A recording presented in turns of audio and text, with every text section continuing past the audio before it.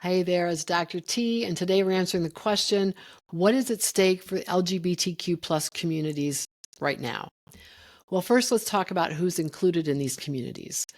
What do these letters stand for? So L is for lesbians, G is for gay men, B is for bisexual individuals, T is for transgender persons, Q is for those who are queer or questioning, I is for intersex, and A is for allies. So, lesbians, of course, women attracted to other women, gay men, men sexually attracted to other men, bisexual persons can be attracted to either, transgender persons, people who were born and assigned a particular sex category, male or female, and are now moving through the world as the gender category, masculine or feminine, that doesn't correspond to that sex category. So perhaps born male, but moving through the world as a girl or a woman now. Queer is a word that is used by people who are, sometimes they'll use it to say they're queering expectations surrounding sexuality and gender and so forth.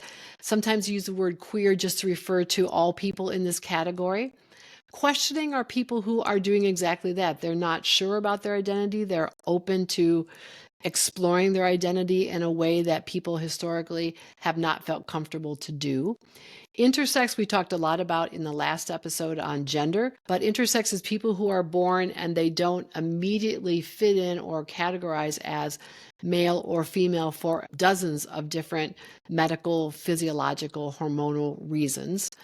And then allies are people who see themselves as not identifying in these categories or in these communities, but as people who want to help and support those who do, because there are a lot of challenges that people in these communities face. So, fundamental issues of identity, all of these things relate to how we see ourselves as people. Last episode, we talked about very early on, people are put into a gender category and that they have a sense of themselves as fitting in most cases, but in some cases not, into that category. They have what we call a gender identity, and it's usually fixed at a very early age.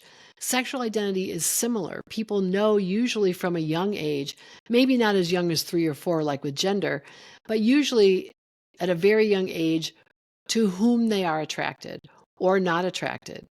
And so we have forced this system where people have to choose on folks where it doesn't fit, right? We're forcing people into categories historically, particularly surrounding sex and gender, that don't fit, or sexual orientation that don't fit for people. Now, we also need to recognize that, in particular, bisexual and transgender people and people who have queered gender in other ways have long existed, have served in our military, right? They've been among us.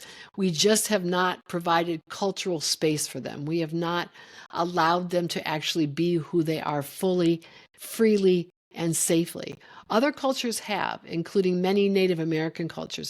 They've long made room for this. We have not. One of the challenges that LGBTQ plus communities are facing right now is that we still have a lot of people who hold to these myths about folks, very harmful myths. So, for example, that people who are gay men or lesbians are attracted, or even bisexual individuals are attracted to everyone, that if you're a man attracted to men, you're attracted to every man, and that somehow that's a threat to other men who are straight. I used to tell my students all the time, don't flatter yourself.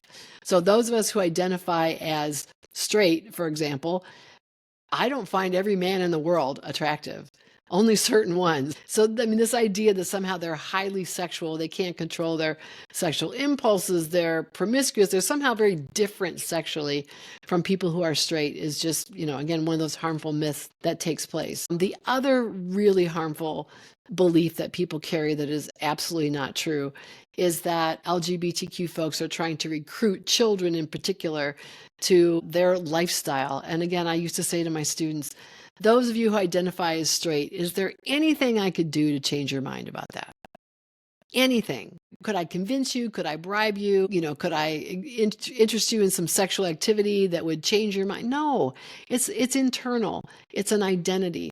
And so this idea that people are trying to influence others in some way. And at the root of it, of course, is this idea that influencing a child to identify as gay or lesbian or bisexual is also somehow bad. So there's a lot of negativity still associated with people who identify as something other than heterosexual. So all of this mythology, these mistaken beliefs, have contributed to fear of LGBTQ individuals and communities and led to a lot of violence against them. Discrimination also occurs. Even though we have some legal progress in terms of the same-sex marriage ruling by the Supreme Court in 2015 to allow that to go forward, there's still discrimination on the job. It's still legal in most states to refuse to hire or to fire people if they identify as something other than straight. I do want to spend a moment talking about same-sex marriage because while it is legal right now, the current Supreme Court has indicated that they are willing to take that up again, and it looks unfortunately likely that they may overturn that ruling, and that may be coming sooner rather than later. And I want people to understand not just the loss of the significance of recognizing and legitimizing these relationships and marriages, but what it costs economically, because many people are not aware of this. When same-sex marriage was banned, there were tremendous costs, a lot of lost tax benefits. For example, you can't file together as a married couple. You also lose rights in terms of inheritance and estate tax if you're not legally married. You can lose rights to children if the marriage dissolves, or if one partner dies, the other partner doesn't necessarily have automatic rights to the children. The right to make medical decisions. When same-sex marriage was illegal, that meant that a couple that was married 30 minutes and had a car accident on the way to their reception, if one partner was incapacitated, the other partner could make decisions for them. Whereas same-sex couples who had been together 30 years and committed to each other could be banned from the hospital, not just not be able to make decisions, but if the family objected, they could say they're not close family, they're not relatives, they have no right to be here. They could ban them from that. The right to Social Security benefits, which was the case that came before the Supreme Court and led to the decision that we have now, that you don't automatically get survivor benefits of Social Security.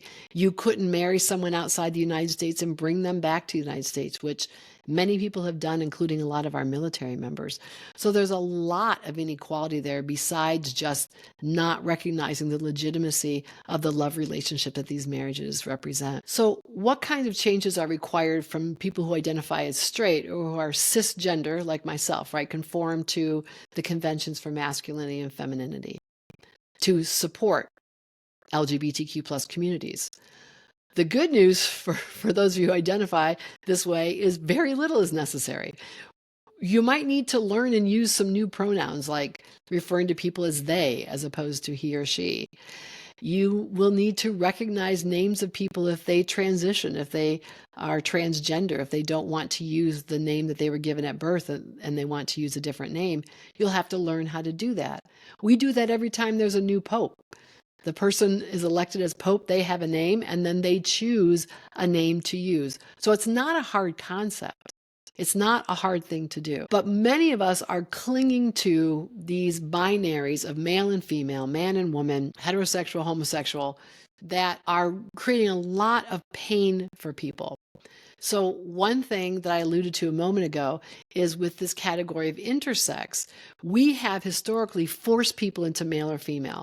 We have had them take hormones. We have had them undergo surgical correction is the term that was historically used, so that they would conform to what a male or a female body is supposed to look like. That's caused people a lot of pain.